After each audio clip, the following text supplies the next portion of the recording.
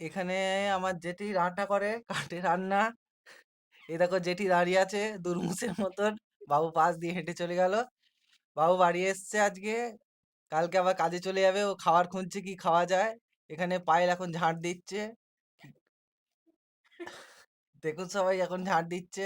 অনেক নোংরা জমেছিল।